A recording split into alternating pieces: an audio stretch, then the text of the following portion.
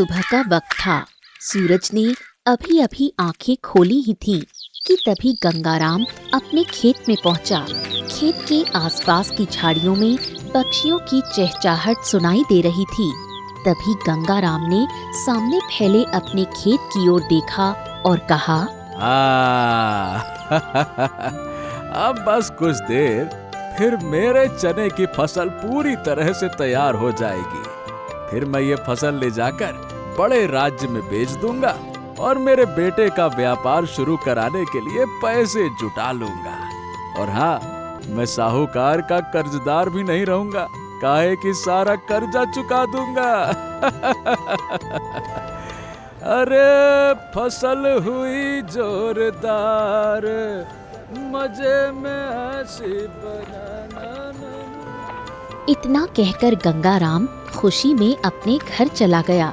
घर आते आते उसने देखा कि गांव का मशहूर और अमीर व्यापारी रतनलाल अपने सर पर नारियल की टोकरी रखकर गांव में नारियल बेचने निकल पड़ा था। तभी गंगाराम ने उसे देख उसके पास आकर उससे कहा, अरे भाई रतनलाल, तू भी ना इतना बड़ा व्यापारी होकर खुद ही सर पे टोकरी रखकर अपने नारियल बेचने क्यों निकल पड़ते हो भाई? अरे अपने लिए कोई घोड़ा, कोई गाड़ी, कोई जानवर खरीद लो।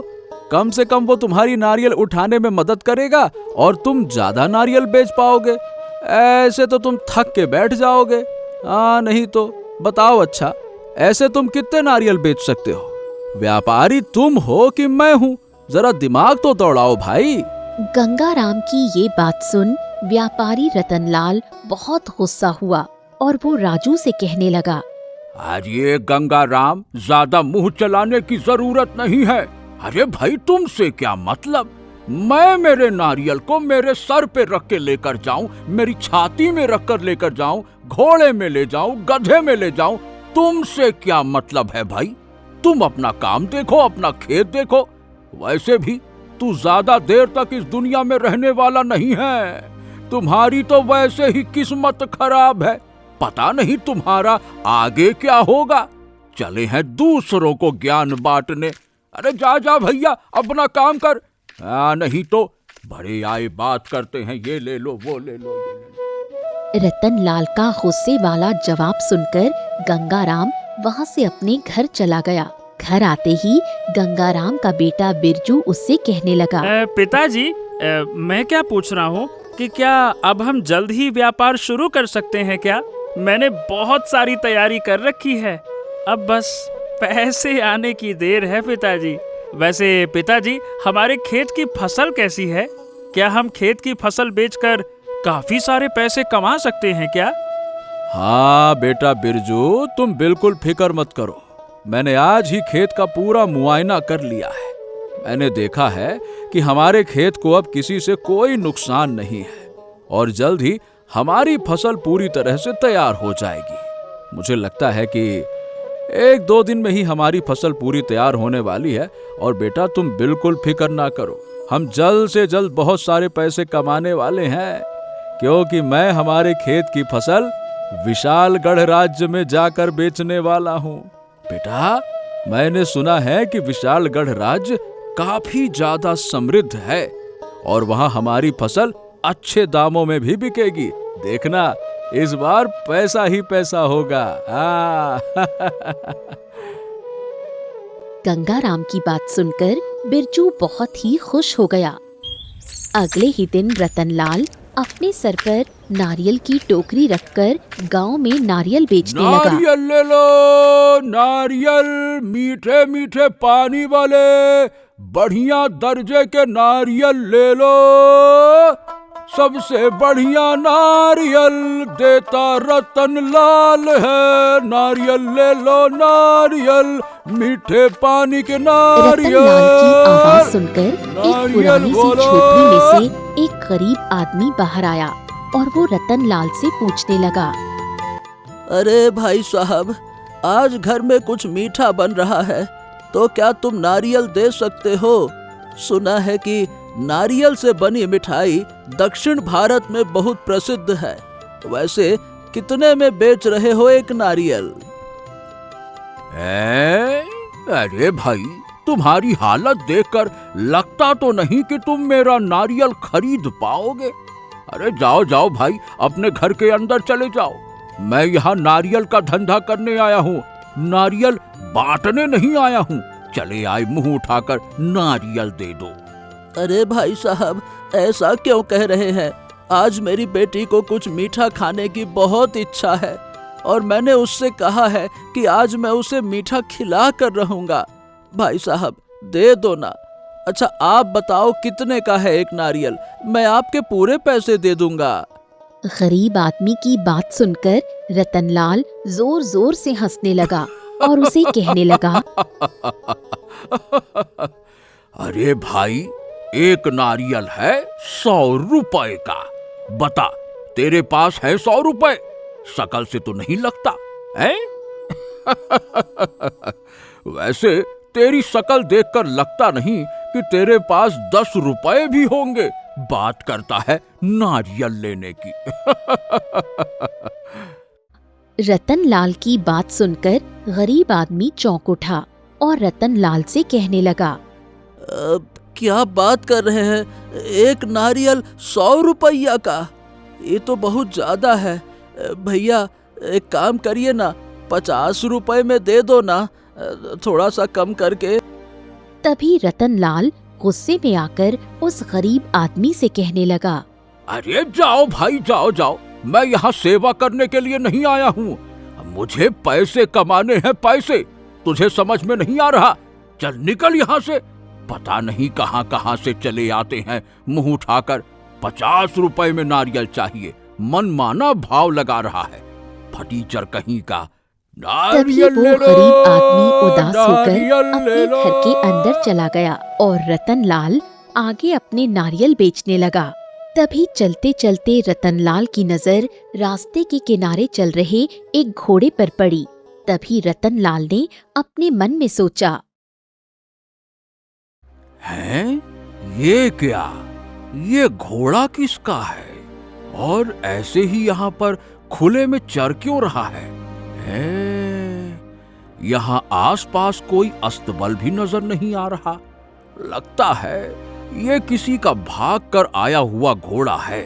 एक काम करता हूँ, इसे अपने साथ अपने घर पर रख लेता हूँ, ताकि इसके ऊपर काफी सारे नारियल रखकर मैं हर रोज बहुत सारा व्यापार कर सकूं। हाँ, ये बढ़िया है। चलो चलो चलो, इस घोड़े को अपने साथ ले जाता हूँ। इतना कहकर रतनलाल उस घोड़े को अपने साथ अपने घर ले गया।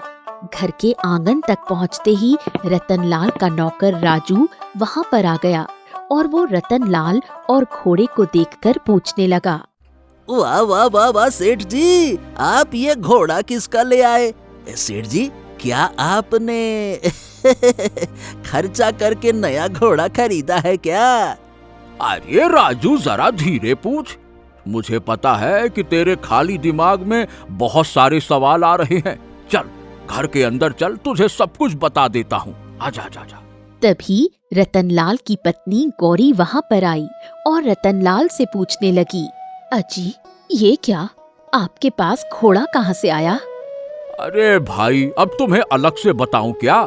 चलो घर के अंदर चलो, सब कुछ बता देता हूँ।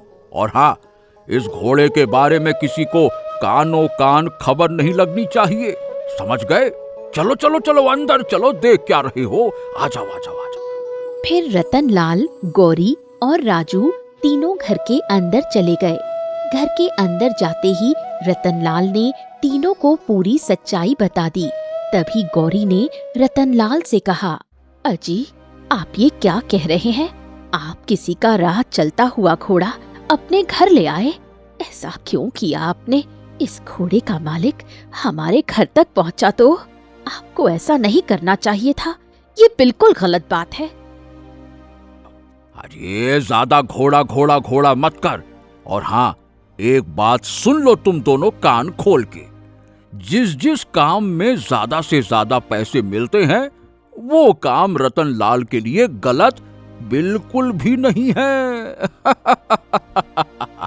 सुनो, इस घोड़े के ऊपर बहुत सारे नारियल रखे जा सकते हैं और इस तरह से ज्यादा नारियल इस घोड़े के ऊपर रखकर मैं बेचने जा सकता हूँ। अब मेरा व्यापार और भी ज्यादा बढ़ेगा और हम ज्यादा से ज्यादा पैसे कमाने लग जाएंगे गौरी। हाँ, बात को समझो। लेकिन बात यहीं तक खत्म नहीं होती। इस घोड़े को अगर हमें पालना है तो इसे बहुत सारे चने वगैरह खिलाने पड़ेंगे। ये खर्चा कौन करेगा? तुम दोनों इतना ज्यादा मत सोचो, ये व्यापार का मामला है। आहा, तुम उसकी चिंता ना करो गौरी, मैंने सब सोच लिया है। गंगाराम का खेत, ये कब काम आएगा? क्या इसका मतलब आप उस घोड़े को गंगाराम के खेत में चरने के लिए भेजेंगे? नहीं नहीं, ऐसा मत कीजिएगा। अगर ऐसा किया तो गंगाराम पूरे गांव में ढिंढोरा पीटेगा कि हमारे घोड़े ने उसके खेत में नुकसान किया है। आपको समझ में आ रहा है ना मैं क्या कह रही हूँ? ऐसा मत कीजिएगा। अगर ऐसा हुआ तो पूरे गांव में हमारी बदनामी होगी। बदनामी और हमारी? अलुआ बदनामी। अरे गौरी, तुम इतना काहे सोचती हो? मैं सब संभाल लूंगा। सुनो, उस गंगाराम का मुंह कैसे बंद करना है ये मुझे अच्छी तरह से पता है। तुम बस खाना बनाने की तैयारी करो। ए राजू, तू क्या सुन रहा है? एकदम मन लगा के सुने जा रहा है। तेरे पास कोई काम धंधा नहीं है क्या? चल जा यहां से, जा काम धाम कर। इधर गंगाराम और उसका बेटा बिरजू अपने घर में खाना खा रहे थे। तभी अचानक किसी ने गंगाराम के घर का दरवाजा खटखटाया। गंगाराम का बेटा बिरजू दरवाजा खोलने गया। सामने एक बहुत ही मासूम, ईमानदार और साथ ही साथ अमीर आदमी खड़ा था। तभी बिरजू ने उस आदमी से पूछा, आप कौन है? मैंने आपको पहचाना नहीं। वैसे आप इस गांव से नहीं लग रहे। तभी खाना खाते खाते गंगाराम ने बिरजू को आवाज लगाकर पूछा, अरे बेटा, कौन है दरवाजे पर? उसे अंदर तो लेकर आओ, कौन है? तभी वो अमीर आदमी अंदर आया और गंगाराम से पूछने लगा, देखिए जी, आप चने के बड़े उत्पादक किसान हैं क्या? उस अमीर आदमी का ये सवाल सुनकर गंगाराम बहुत खुश हुआ, क्योंकि उसे लगा कि वो आदमी उससे चने खरीदना चाह रहा था। तभी गंगाराम ने फट से जवाब दिया, जी हाँ, जी साहब, मेरा चने का बहुत बड़ा खेत है। वैसे आप कौन हो और अचानक से हमारे घर में क्यों आए हैं? आपको चना खरीदना है क्या? जी हाँ, दरअसल मैं विशालगढ़ राज्य से आया हूँ और मैंने सुना है कि आप इस राज्य के बड़े ही मशहूर चने के उत्पादक हैं। मुझे आपसे आपकी इस बार की पूरी फसल चाहिए थी। क्या आप चने की पूरी फसल बेच सकते हैं? जी जी, बिल्कुल बिल्कुल, आपको जितनी फसल चाहिए उतनी मिलेगी। पूरी चाहिए तो पूरी भी मिल जाएगी, इसमें क्या दिक्कत है? वैसे मुझे लगता है कि 2 से 3 दिन में फसल तैयार हो जानी चाहिए। आपको कब तक चाहिए थी? वैसे तो मुझे इसी हफ्ते चाहिए थी, तो एक काम करता हूँ, परसों आ जाऊं लेने। देखिए, परसों थोड़ा जल्दी हो जाएगा। एक काम कीजिएगा, 3 दिन बाद सुबह 10 बजे आ जाइएगा। आपको पूरी की पूरी फसल तैयार मिल जाएगी। चलिए ठीक है भाई साहब, कोई बात नहीं। 3 दिन बाद सुबह 10 बजे मैं आ जाऊंगा और पूरी फसल उठाकर ले जाऊंगा। और हाँ, आपको पैसे भी हाथों हाथ दे दूंगा। ठीक रहेगा? जी भाई साहब, कोई बात नहीं, मुझे आप पर पूरा भरोसा है।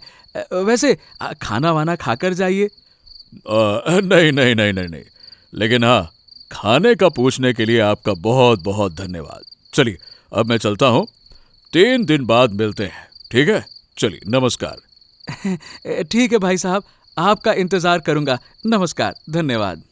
फिर वो आदमी वहाँ से चला गया।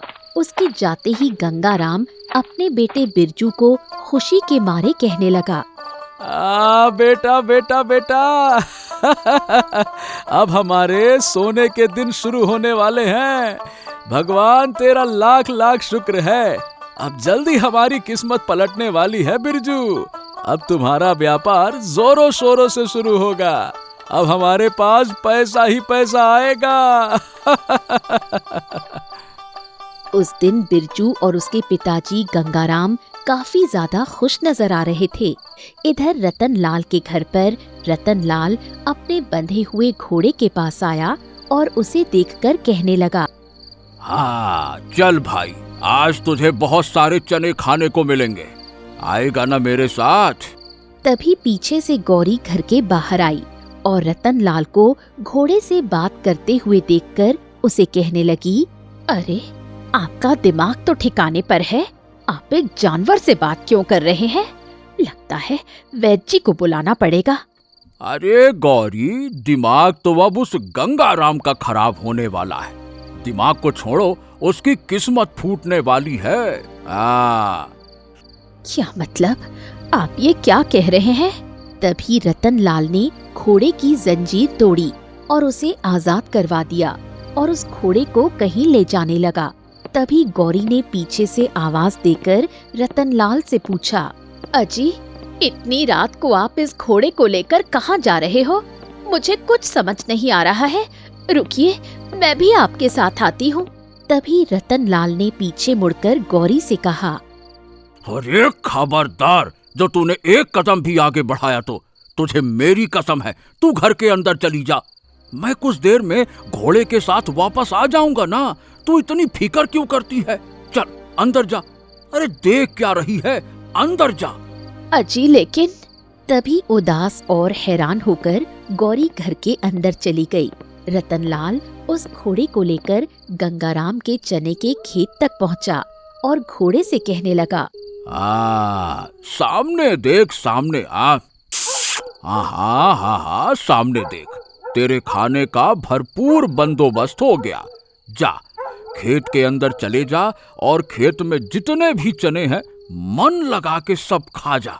जा जा जा जा जा जा जा जा जा जा जा। तभी घोड़ा गंगाराम के खेत के सभी चने खाने लगा। घोड़ा खा रहा था और रतनलाल बेशर्मों की तरह हंस रहा था।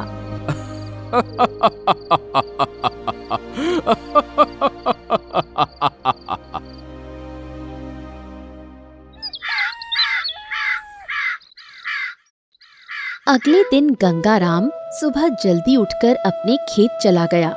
खेत की हालत देखकर गंगाराम के पैरों तले जमीन खिसक गई। उसका पूरा खेत तहस नहस हो चुका था। खेत की चने की फसल पूरी तरह खराब हो चुकी थी। अपने चने के खेत की ऐसी हालत देखकर गंगाराम सर पकड़कर रोने लगा।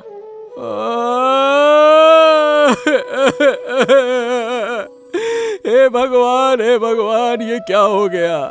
मेरे इतने महीनों की मेहनत बेकार चली गई। ऊपर से अब मैं विशालगढ़ से आने वाले व्यापारी को क्या बेचूंगा? अब तो मैं पूरी तरह से बर्बाद हो गया और मैं अपने बेटे का व्यापार भी नहीं शुरू कर सकता। हे भगवान, मैं क्या करूं मैं?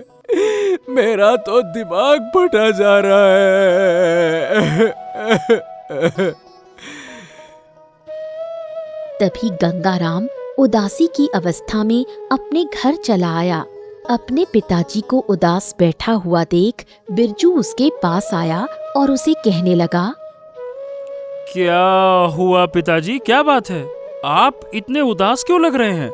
हमारी चने की फसल ठीक तो है ना पिताजी? तभी गंगाराम दुखी होकर बिरजू से कहने लगा,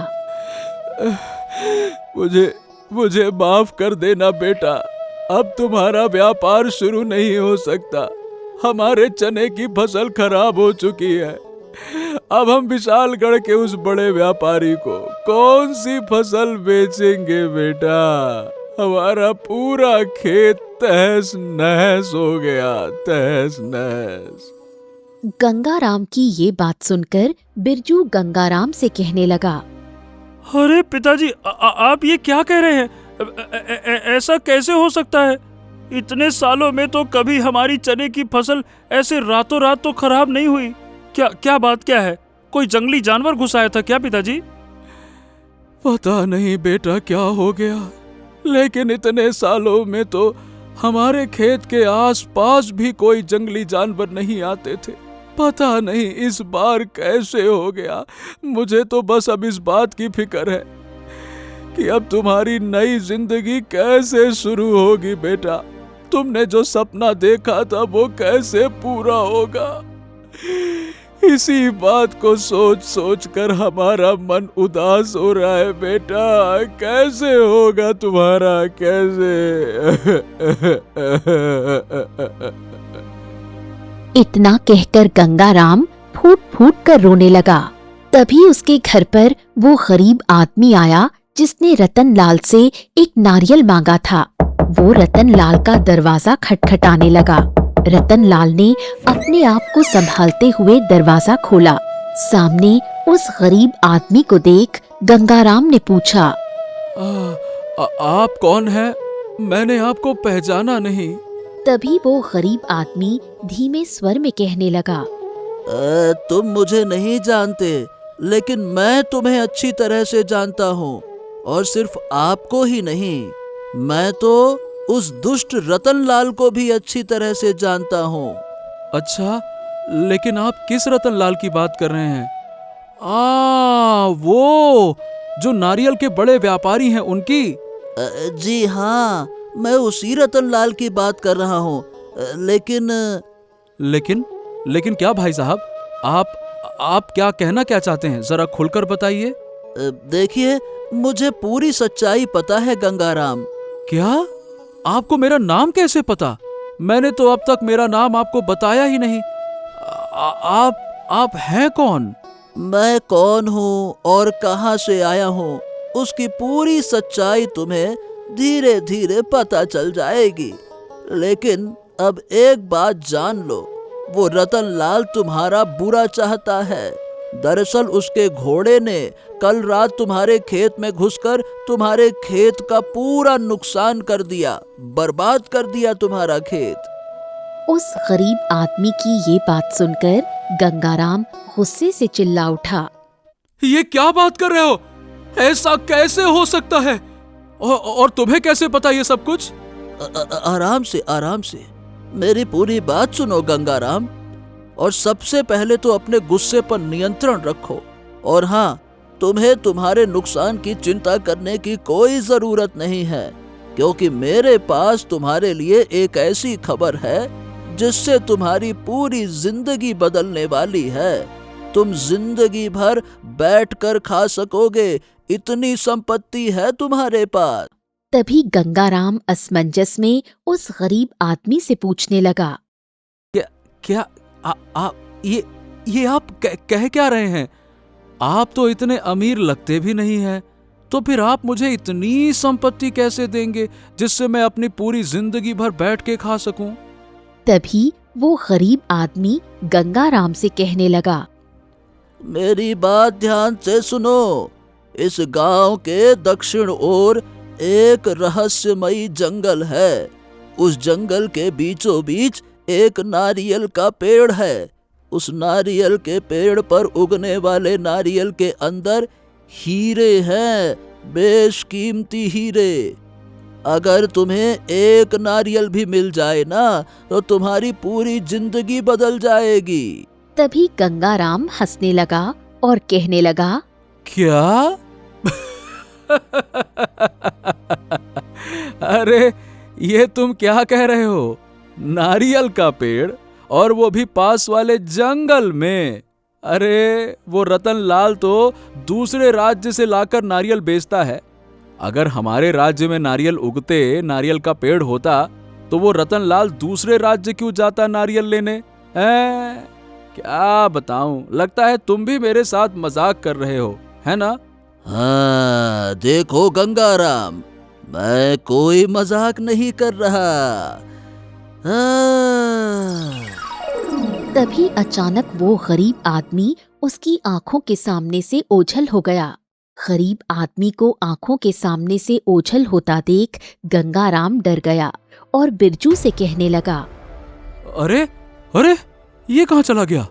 लगता है कोई मायावी आदमी था। मुझे लगता है कि हमें उस दक्षिण वाले जंगल में जाकर देखना चाहिए। शायद वो नारियल का पेड़ हमें दिख जाए और हमारी किस्मत पलट जाए। तभी बिरजू और गंगाराम उसी रात को उस नारियल के पेड़ को ढूंढते हुए उस जंगल में पहुंचे। गंगाराम को क्या पता था कि उसी जंगल में उसकी जान का दुश्मन रतनलाल भी पहुंचा हुआ है। वो गंगाराम को देखकर कहने लगा, है, तुझे क्या लगा तू इतनी आसानी से इस रहस्यमयी नारियल को हासिल कर लेगा? भूल मत कि नारियल का बड़ा व्यापारी मैं हूँ। तेरा और तेरे इस बेटे का खेल खत्म। मैं तुम दोनों को यहाँ से जिंदा नहीं जाने दूंगा।